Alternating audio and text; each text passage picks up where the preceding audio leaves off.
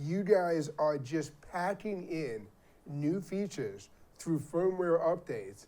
And this latest release, 4.12, is really bringing a great new feature set to the table. And George, that's why I had to invite you onto the show in those Absolutely. regards. So the firmware we're talking about today affects the entire Pearl family of products, including both the Pearl Mini, which I have here in front of me at $34.95 MSRP, and the Pearl 2, which starts at $63.75 MSRP. Yeah, so this is a pretty big one, and really an exciting one for us. We've had over the past couple of years, especially when trade shows were still a thing, people coming by and asking, are you guys thinking about SRT? And we didn't for a while. We kind of had it on the periphery, trying to see if there was a critical mass of people starting to adopt SRT. And we finally reached a point where, we joined the SRT Alliance once it kind of got to a really significant number. There's now 300 plus companies that are involved in the SRT Alliance, and Epiphan is one of them, as along with many of our complementary partners and some competitors. And one of the things that's really interesting about SRT is the ecosystem, and it's growing very rapidly. So for those not familiar with SRT, the acronym is Secure Reliable Transport. Right. The concept is to basically replace maybe some of the older, becoming outdated streaming protocols like RTMP, which are very limited in what they can do. They're very old, and were never really designed around video. Right. And SRT was kind of designed and built, envisioned by Haivision as a protocol and open sourced to really allow a huge number of different possibilities. You're going to see the SRT adoption really take place in education, government, corporate communications, any of these different marketplaces where the security of that transmission becomes even more important. And the reliability comes from essentially it has a two-way communication built into it. So not only are you sending out your primary video and audio stream the way you would with something like RTMP, but there's also essentially a back channel of data for diagnostics and packet recovery. And this allows just a more reliable connection. You can get real statistics as to what's happening, and it also allows you to, based on those statistics, make adjustments to correct for maybe weaker or connections that are struggling. Now, one of the key features of SRT, obviously, is the ability for it to bring in a remote guest.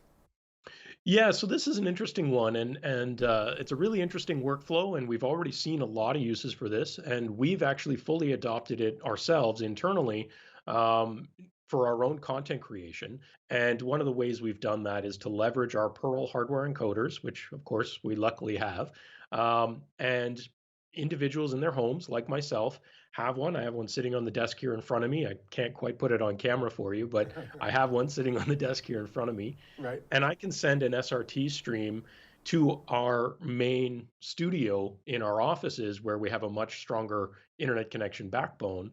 We can then mix that with other Epiphan employees or even remote guests who are also streaming with SRT, and then ultimately send it back out to whatever CDN we're using, whether that's things like Facebook, YouTube, or Crowdcast is one we've been using for webinars, or whatever it might be. Absolutely, and I think one of the big opportunities we've seen for our dealers, especially again, if we go back to the educational market, taking a Pearl Mini encoder and putting that into several classrooms or multimedia labs throughout a campus, and having them being able to communicate together and create this larger ecosystem of live production and streaming is really one of the things that you've done, not only with this firmware, but just in your history with the product and with the technology.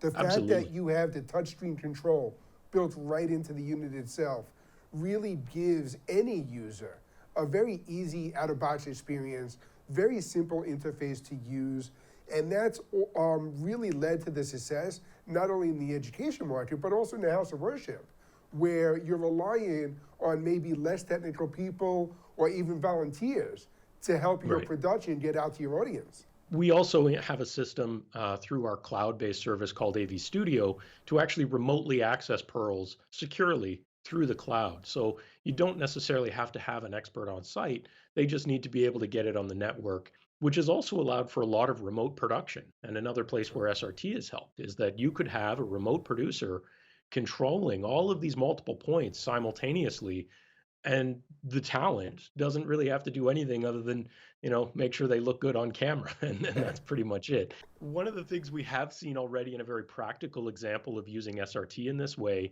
is the NFL draft, done essentially remote, Yep. was done using SRT as a backbone. They had something like 200 plus endpoints all being aggregated together in order to make that production happen. With the Pearls having that kind of technology, it's something that pretty much anyone can now do on a smaller scale if they need to.